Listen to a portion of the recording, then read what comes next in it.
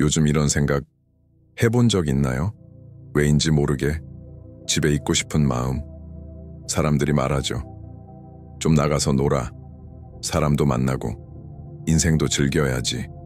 하지만 이상하게도 억지로 나가려고 하면 몸이 무거워지고 가슴 한쪽이 불편해지고 마치 안에서 누군가가 말하는 것 같죠. 가지 마. 만약 이런 경험이 있다면 지금부터 정말 잘 들어주세요. 칼융에 따르면 이것은 게으름도 아니고 사람을 싫어해서도 아닙니다. 오히려 아주 깊은 심리적 변화가 시작되었다는 신호일 수 있습니다. 전 세계 사람들 중 일부만 겪는 과정, 그리고 대부분은 그 의미를 이해하지 못합니다. 더 충격적인 건 이 고립의 시기는 당신을 보호하기 위해 찾아온다는 것. 아직 눈에 보이지 않는 어떤 것으로부터요. 많은 사람들은 말합니다. 그냥 피곤해서 그래. 성격이 내성적이니까. 의욕이 없는 거야. 하지만 융은 완전히 다르게 보았습니다.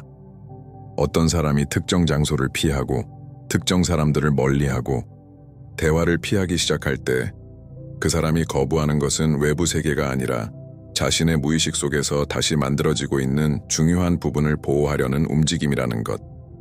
융은 이것을 심리적 에너지의 회수라고 불렀습니다. 마음이 깊은 변화를 준비할 때 에너지를 바깥으로 쓰지 않고 안으로 모으는 과정. 마치 이렇게 말하는 것처럼요. 세상과 마주하기 전에 내 안을 다시 정리해야 해. 이 시기는 보통 이런 상황 후에 나타납니다. 큰 실망을 겪었을 때, 중요한 사람을 잃었을 때, 신뢰가 깨졌을 때, 혹은 독한 관계나 환경에서 벗어났을 때, 무의식은 당신을 조용한 곳으로 데려갑니다. 깨진 그릇을 사람들 사이에서 붙이지 않듯 더 다치지 않도록 보호하기 위해, 그래서 억지로 밖으로 나가려고 하면 모든 것이 더 무겁게 느껴지고 몸과 마음이 버티지 못하는 거죠. 그리고 많은 사람들이 놓치는 사실 하나. 이 과정이 끝나지도 않았는데 다시 그 환경으로 돌아가려고 하면 불안, 짜증, 감정 폭발이 나타날 수 있습니다. 그게 약해서가 아니라 아직 재건 과정이 끝나지 않았기 때문입니다. 이제 한 사람의 이야기를 해볼게요. 영숙이라는 여성. 항상 사람들과 어울리고 가족 모임, 친구들, 메시지, 웃음이 넘쳤던 사람. 하지만 어느 날 큰 상처를 받은 후 모든 것이 달라졌습니다. 재미있던 대화는 공허하게 느껴지고 좋아하던 장소는 불안함을 주기 시작했죠.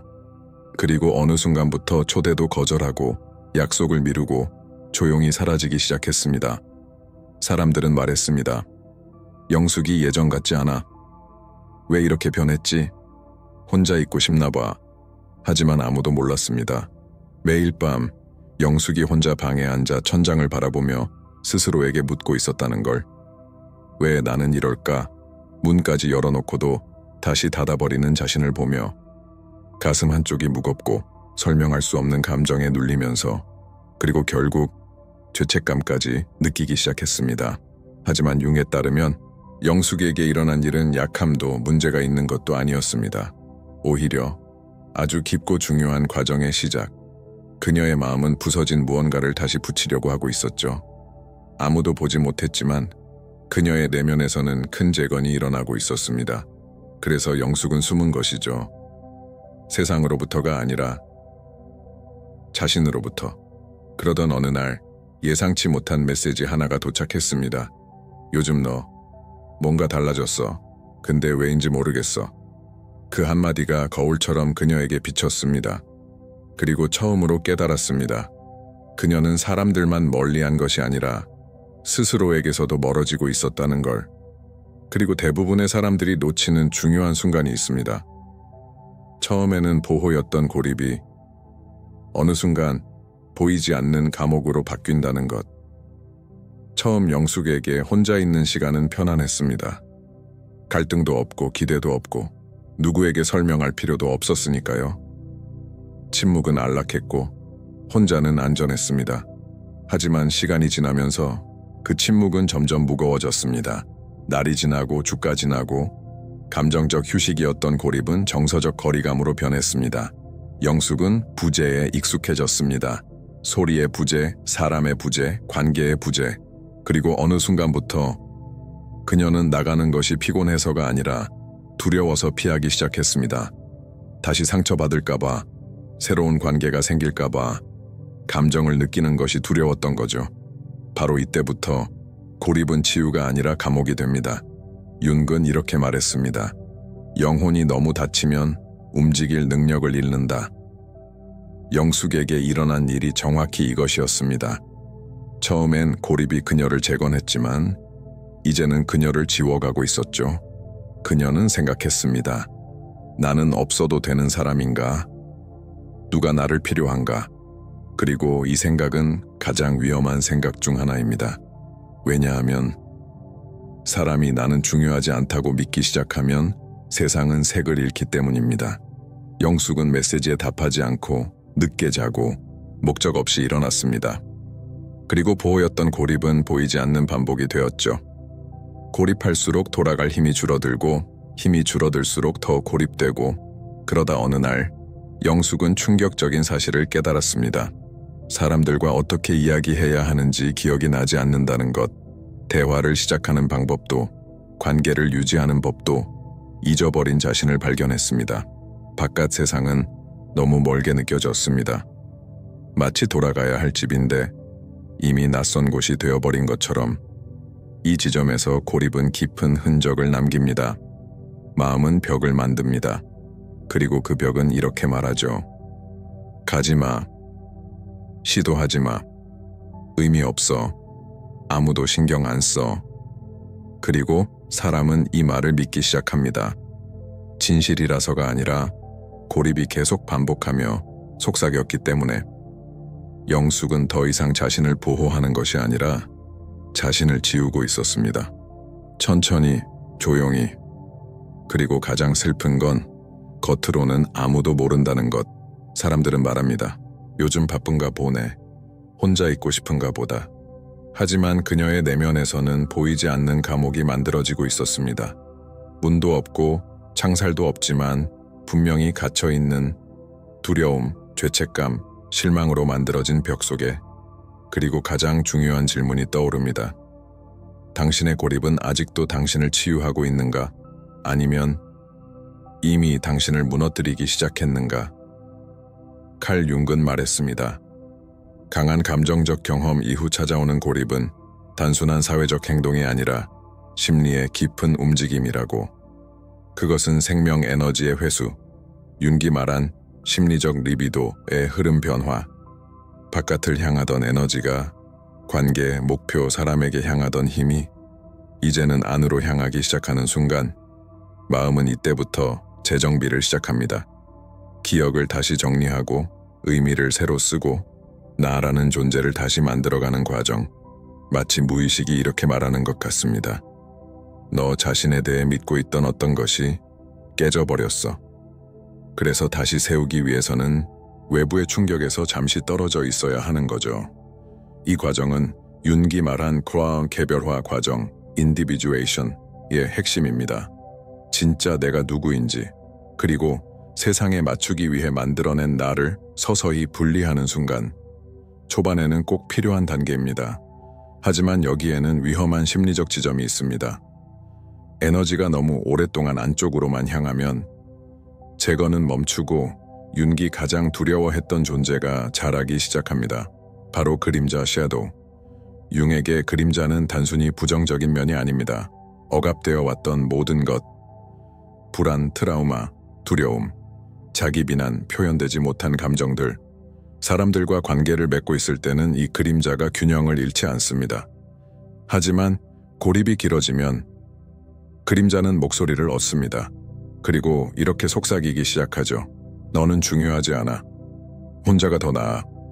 아무도 너를 원하지 않아. 시도하지 마. 위험해. 여기가 핵심입니다. 고립은 더 이상 치유의 공간이 아니게 되고 그림자가 자라기에 완벽한 환경이 됩니다. 윤근 이렇게 말했습니다. 의식으로 끌어올리지 않은 것은 결국 운명으로 돌아온다. 즉, 내 안에서 일어나는 변화를 알아채지 못하면 고립은 선택이 아니라 운명처럼 굳어집니다. 사람은 믿기 시작합니다. 나는 원래 혼자인 사람이야. 이게 내 자리야. 하지만 사실은 그림자가 조종하고 있을 뿐입니다. 그리고 또 하나 중요한 개념이 있습니다. 바로 페르소나. 우리가 사회 속에서 쓰는 얼굴, 역할. 그 페르소나가 상실, 거절, 배신, 모욕으로 인해 무너졌을 때 무의식은 우리를 사회로부터 빼내어 그 가면을 다시 만들 시간을 줍니다. 하지만 그 재구성이 이루어지지 않으면 사람은 다시 돌아가지 못합니다. 다른 사람 앞에서 어떤 모습이어야 하지? 이 질문에 답할 수 없게 되기 때문입니다. 그때 나타나는 것이 깊은 노출 공포, 있는 그대로의 나는 부족하다는 두려움, 관계를 다시 맺는 데 대한 공포입니다. 그래서 윤근 말했습니다. 오랫동안 이어지는 고립은 몸을 무너뜨리는 것이 아니라 사회적 자아를 파괴한다. 내면과 외부 세계를 잇는 다리, 그 다리가 사라지면 사람은 방향을 잃고 소속감을 잃고 정체성을 잃습니다. 그리고 여기서 중요한 진실이 드러납니다. 고립은 의식을 향할 때만 치유가 되고 나 자신을 잊게 만들면 파괴로 변합니다. 이제 본격적으로 들어가기 전에 중요한 부탁이 있습니다.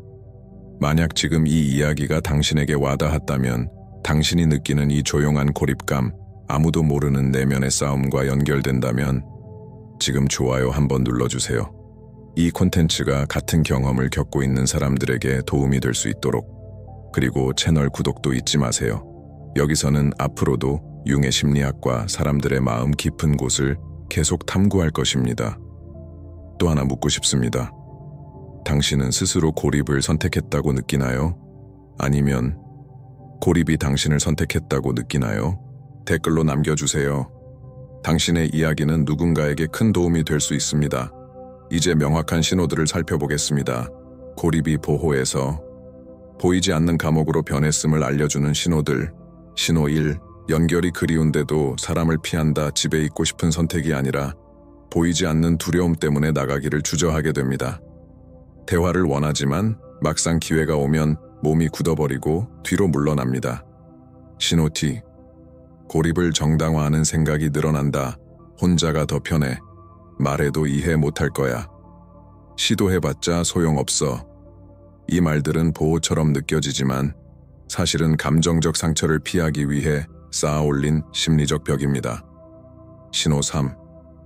침묵이 아프기 시작한다. 평화를 주던 조용함이 이제는 무겁고 허전하게 느껴집니다. 무언가 부족한데 그게 무엇인지 설명할 수 없습니다. 신호 4. 취약함을 나누지 못한다. 말하고 싶지만 말이 나오지 않고 감정이 막히고 결국 아무도 신경 쓰지 않는다는 결론에 도달합니다. 이 신호들 중 하나라도 당신에게 해당된다면 처음에는 보호였던 고립이 이제는 심리적 감옥으로 변하고 있을 가능성이 큽니다. 그리고 첫 번째 단계는 이를 인식하는 것입니다. 융에 따르면 고립은 거의 갑자기 시작되지 않습니다. 우리 마음 깊은 곳에서 작고 조용한 메커니즘이 움직이기 시작하고 우리를 서서히 외부 세계에서 멀어지게 만듭니다. 그리고 그 시작에는 윤기 말한 페르소나가 있습니다. 페르소나는 우리가 사회 속에서 쓰는 얼굴, 사랑받기 위해, 인정받기 위해, 갈등이나 거절, 평가를 피하기 위해 쓰는 가면입니다. 하지만 이 가면이 너무 무거워질 때가 있습니다. 오랫동안 강한 척하고, 괜찮은 척하고, 행복한 척해야 할 때 우리의 무의식은 조용히 반응하기 시작합니다. 그리고 그 순간 그림자, 섀도우가 나타납니다. 그림자는 우리가 느끼지만 숨겨온 모든 것, 좌절, 상처, 분노, 피로, 취약함, 그리고 나는 충분하지 않다는 두려움. 페르소나와 그림자가 충돌하기 시작하면 위험한 일이 벌어집니다. 우리는 사람을 피하기 시작합니다. 그들을 싫어서가 아니라 그들이 우리가 숨기려는 진짜 모습을 보게 될까봐. 우리의 약함, 피곤함, 실수, 깨진 부분들을 들킬까봐. 그래서 우리는 이렇게 말하며 스스로를 설득합니다. 잠시 혼자 있고 싶어. 혼자가 더 편해. 이게 나한테 맞아. 하지만 마음 깊은 곳에서는 보이지 않는 구조 요청이 들리고 있습니다. 융에 따르면 고립이 감옥으로 변하는 순간은 느끼는 것보다 아무것도 느끼지 않는 것이 더 안전하다고 느낄 때입니다. 그때 마음은 이렇게 결정합니다. 연결되지 않으면 상처받지 않아. 그리고 그렇게 우리는 깨닫지 못한 채 완벽한 심리적 감옥을 만들어냅니다. 창살도 없고 문도 없지만 빠져나오기 거의 불가능한 감옥. 왜냐하면 감시자도 죄수도 우리 자신이기 때문입니다. 그리고 그 안에 오래 머물수록 우리는 점점 잊어갑니다. 내가 누구였는지, 무엇을 좋아했는지, 무엇이 나를 살아있게 만들었는지. 우리를 파괴하는 것은 고독 그 자체가 아닙니다. 우리의 본질과의 연결을 잃는 것입니다. 융기 말한 셀프, 가장 진짜이고 살아있고 오텐티찬 나.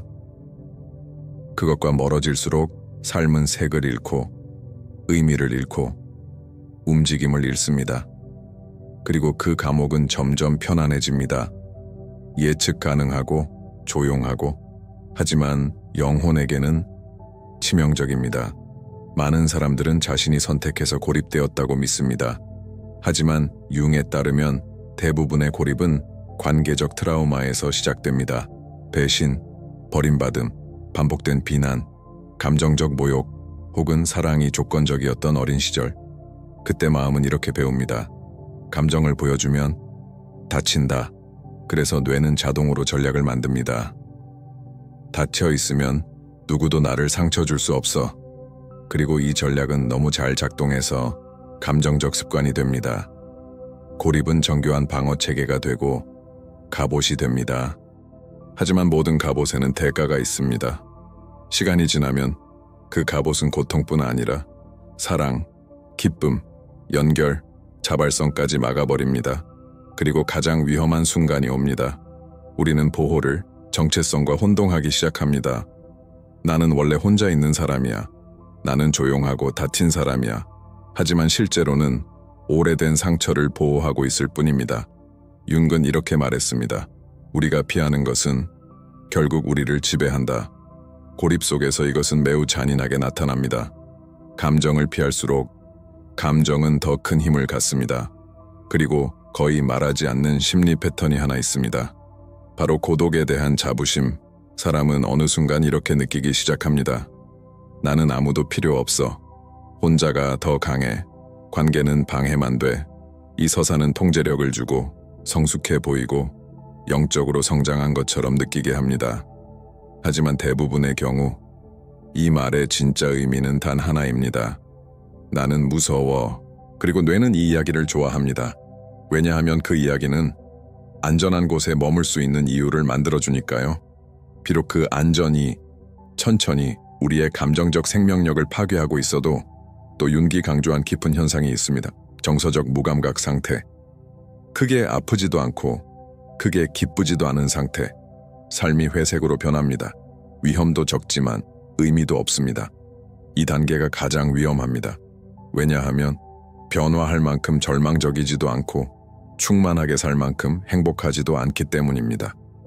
일종의 심리적 중간지대, 도움을 요청할 만큼 힘들지 않지만 살아있다고 느끼기엔 부족한 상태, 그리고 역설이 시작됩니다. 사람은 이렇게 믿습니다. 나는 자유야. 원하면 무엇이든 할 수 있고 누구에게도 얽매이지 않고. 하지만 실제로는 초대도 피하고 전화도 피하고 만남도 피하고 기회도 피하고 새로운 프로젝트도 피하고 변화도 피하고 취약함도 피합니다. 자유는 결국 이렇게 변합니다. 문이 열려 있는 감옥, 나갈 수 있지만 나가지 않는 감옥. 왜냐하면 두려움이 편안해졌기 때문입니다. 융에 따르면 이 과정은 일종의 비정상적인 개별화입니다. 진짜 개별화는 우리가 진정한 자신이 되어가는 과정인데, 병적인 고립 속에서는 사람은 자신을 축소된 버전으로 만들어버립니다. 가장 중요한 부분들을 잘라내며 사랑할 수 있는 능력, 신뢰할 수 있는 능력, 자발성, 소속감, 감정적 교류, 이 모든 것을 없애버리고 그것을 성장이라고 믿습니다. 하지만 실제로는 심리적 절단입니다. 그리고 그보다 더 깊은 문제가 있습니다. 고립이 길어질수록 셀프는 약해지고, 셀프가 약해지면 그림자가 영역을 넓혀갑니다. 예상치 못한 방식으로 드러나기 시작합니다. 짜증, 참을성 부족, 냉소, 이유 없는 슬픔, 작은 감정 폭발, 극도의 무기력, 충동 행동. 이것이 바로 억압된 것이 돌아오는 순간입니다. 내면 깊숙이 밀어넣었던 것들이 서서히 흘러나오기 시작합니다. 조용한 상태에서도, 혼자 있을 때도, 아무도 없을 때도. 그림자는 사라지지 않습니다.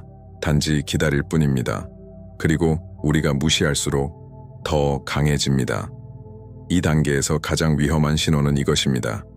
예전에 좋아하던 것들을 더 이상 하지 않게 된다는 것. 이제 재미가 없어, 의미가 없어, 하고 싶은 마음이 안 들어. 이렇게 말하지만 그것은 흥미가 사라진 것이 아니라 자기 자신과의 연결이 끊어진 것입니다. 자신을 느끼지 못하면 세상의 어떤 것도 마음을 움직일 수 없습니다. 그리고 여기서 많은 사람들을 멈추게 만드는 중요한 깨달음이 있습니다. 융에 따르면 고립의 치유는 누군가를 만나는 순간에 시작되지 않습니다. 자기 자신을 다시 만나는 순간에 시작됩니다. 살아남기 위해 버렸던 내면의 부분들을 되찾고 그림자를 바라보며 말하는 순간, 네가 있다는 걸 알아. 이제 더 이상 도망치지 않을게. 하지만 그 전에 거의 아무도 깨닫지 못하는 중요한 요소가 있습니다. 그리고 그것이 수년 동안 당신을 이 감옥에 가둬놓았을 수 있습니다. 융에 따르면 이 내적 감옥에서 벗어나는 방법은 억지로 사회적 관계를 만들거나 억지로 외향적인 사람이 되는 것이 아닙니다. 그것은 심리적 재통합의 과정, 천천히 셀프로 돌아가는 과정입니다. 그리고 이 과정은 반드시 내면에서 밖으로 향해야 합니다. 외부에서 시작하려 한다면 억지로 만나고, 억지로 대화하고, 억지로 즐거운 척하면 마음은 그것을 위협으로 해석하고 불안, 회피, 짜증, 죄책감, 감정적 탈진으로 반응합니다. 그래서 많은 사람들이 시도하다가 이렇게 말합니다. 역시 나는 이런 사람이 아니야. 혼자가 더 편해. 괜히 노력했네. 하지만 그것은 능력이 없어서가 아니라 방법이 잘못된 것입니다. 윤근 말합니다. 첫 번째 단계는 감옥에서 벗어나는 것이 아니라 그 안에 빛을 켜는 것이라고. 대부분의 사람들은 고립 속에서 어둠 속에 있습니다. 자신과 단절된 상태, 감정이 마비된 상태, 자동 조종 모드로 살아가는 상태. 그래서 첫 번째 움직임은 내면으로 향합니다. 1. 자기와 다시 연결하기. 아주 간단한 질문으로 시작될 수 있습니다. 오늘 나는 무엇을 느끼고 있을까? 지금 나에게 필요한 것은 무엇일까? 내 안에서 조금이라도 생기를 주는 것은 무엇일까? 사회적 답변도 아니고 논리적 답변도 아닌 진짜 내면의 대답. 처음에는 종종 이렇게 느낄 것입니다. 모르겠어. 하지만 그것조차도 큰 진전입니다. 이미 안쪽을 바라보고 있다는 뜻이니까요. 2. 작은 즐거움 되찾기.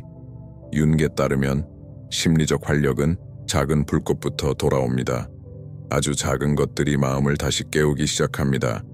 영혼에 닿는 음악을 듣는 것, 조용한 곳을 산책하는 것, 햇빛을 피부로 느끼는 것, 간단한 요리를 하는 것, 영감을 주는 글을 읽는 것, 목적 없이 그림을 그리는 것, 식물을 돌보는 것. 이 작은 즐거움들이 감정의 갑옷에 생긴 틈입니다. 그 틈으로 다시 생명이 들어오기 시작합니다. 내면의 목소리 되찾기. 오랫동안 고립되어 있으면 정체성이 약해집니다. 사람은 이렇게 말하기 시작합니다. 상관없어.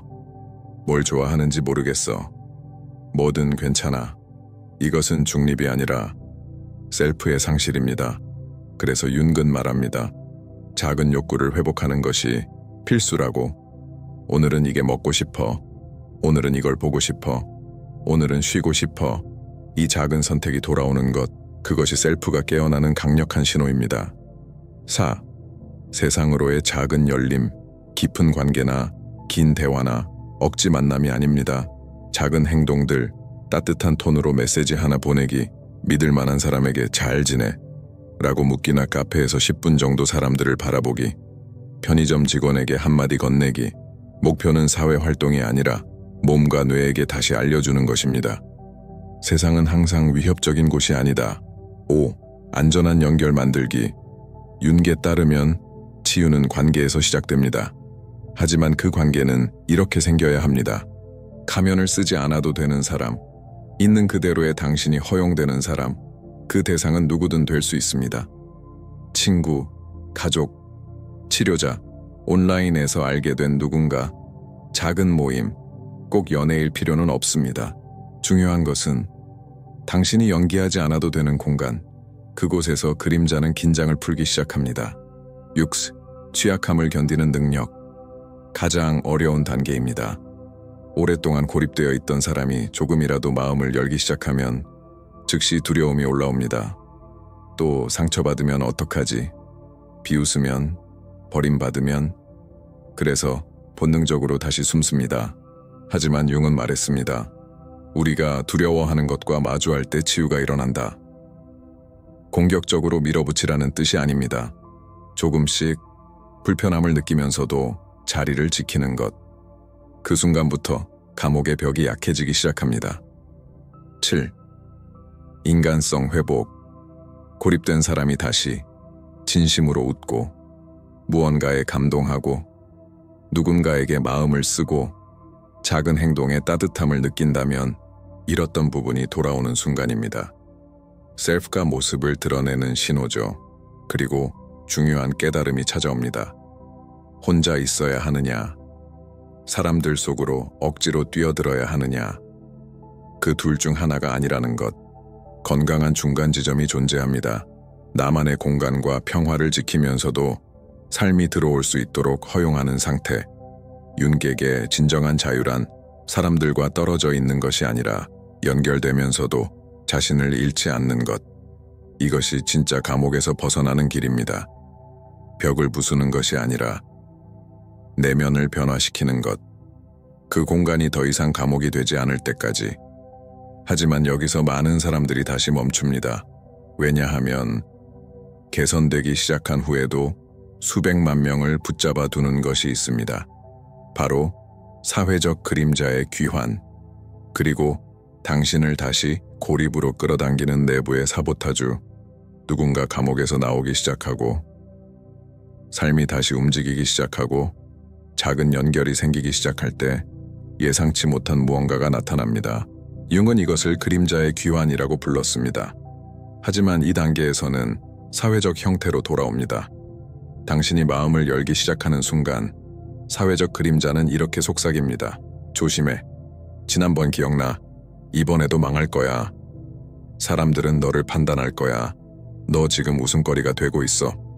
마치 안으로 끌어당기는 목소리처럼. 그리고 대부분의 사람들은 이 목소리를 현실적인 판단이라고 착각합니다. 자신을 보호하는 것이라고 믿죠. 하지만 실제로는 내면의 사보타주입니다. 이 사보타주는 적이 아닙니다. 당신을 보호하기 위해 만들어졌습니다. 과거 어느 순간 당신이 마음을 열었는데 무시당했을 때, 애정을 표현했는데 비웃음 당했을 때, 소속되고 싶었는데 거절당했을 때, 그때 사보타주는 이렇게 결정했습니다. 다시는 그런 일 겪지 않게 할 거야. 그리고 그 이후로 모든 연결 시도를 감시합니다. 경비병처럼. 하지만 이제 문제는 그 경비가 너무 오래된 기준으로 움직인다는 것. 그는 여전히 당신을 상처받은 아이로, 방어할 수 없었던 청소년으로 취급합니다. 하지만 지금의 당신은 다릅니다. 자원도 있고 성숙함도 있고 의식도 있습니다. 그러나 사보타주는 그 사실을 모릅니다. 그는 단지 경보를 울릴 뿐입니다. 그래서 많은 사람들이 이렇게 착각합니다. 불편하니까 여긴 내 자리가 아니야. 불안하니까 시도하면 안 돼. 도망가고 싶으니까 나는 혼자가 편한 사람. 하지만 아닙니다. 그 불편함은 위험 신호가 아니라 확장 신호입니다. 셀프가 오래된 한계를 넘어가고 있다는 증거. 윤근 말했습니다. 억압된 것은 반드시 돌아온다. 그리고 그 귀환의 순간, 사회적 그림자는 세 가지 전략을 사용해 당신을 붙잡습니다. 1. 과도한 자기 비난. 바보 같은 말 했어. 사람들이 너 싫어해. 너는 대화 못해. 이건 통찰이 아닙니다. 방어입니다. 2. 성과 축소. 누군가에게 메시지를 보냈고 그 사람이 답장을 했는데 마음이 이렇게 말합니다. 그냥 예의야. 아무 의미 없어. 새로운 시도를 해서 기분이 좋아졌는데 잠깐뿐이야. 곧 사라질 거야. 이렇게 해서 사람을 제자리에 묶어둡니다. 3. 선택적 감정 소진. 조금이라도 사람들과 연결되기 시작하면 갑자기 찾아오는 깊은 피로감이 있습니다. 몸이 아니라 마음이 지치는 느낌. 그러면 내부의 사보타주는 이렇게 말하죠. 거봐, 너는 원래 이런 거 못해. 하지만 이 피로는 능력 부족이 아닙니다. 적응 과정입니다. 뇌가 오래된 패턴을 깨기 위해 엄청난 에너지를 쓰고 있기 때문입니다. 그리고 여기에 아주 잔인한 메커니즘이 작동합니다. 윤근 이것을 이전 상태로의 회귀라고 불렀습니다. 셀프가 성장하기 시작하면 심리는 익숙한 곳으로 돌아가려고 합니다. 익숙한 것이 아무리 고통스러워도 더 안전하게 느껴지기 때문입니다. 그래서 많은 사람들이 좋아지다가 다시 고립으로 돌아갑니다. 그들이 실패해서가 아니라 내면 시스템이 옛 균형을 회복하려고 하기 때문입니다. 그리고 여기서 아주 중요한 진실이 있습니다. 융에 따르면 내면의 사보타주가 존재하는 이유는 단 하나, 그보다 더 큰 무언가가 당신 안에서 깨어나고 있기 때문입니다. 그림자가 돌아온다는 것은 퇴보가 아니라 성장의 증거입니다. 내부 저항이 강할수록 변화도 그만큼 크게 일어나고 있다는 의미. 그렇다면 어떻게 사보타주를 넘어설까요? 싸우는 것이 아닙니다. 융근 말했습니다. 저항하는 것은 사라지지 않는다. 오히려 강해질 뿐이다. 방법은 통합입니다. 내부의 목소리를 인식하고 이렇게 말하는 것. 당신이 나를 보호하려는 건 알아. 하지만 이제 나는 감당할 수 있어. 이 태도가 모든 것을 바꿉니다. 사보타주는 역할을 내려놓기 시작합니다. 그리고 놀라운 변화가 일어납니다. 불편함이 위험 신호가 아니라 성장의 신호로 느껴지기 시작합니다. 당신은 깨닫게 됩니다. 내가 두려운 이유는 예전의 한계를 넘어가고 있기 때문이구나. 이 자각이 경험을 완전히 바꿉니다. 하지만 마지막 장애물이 있습니다.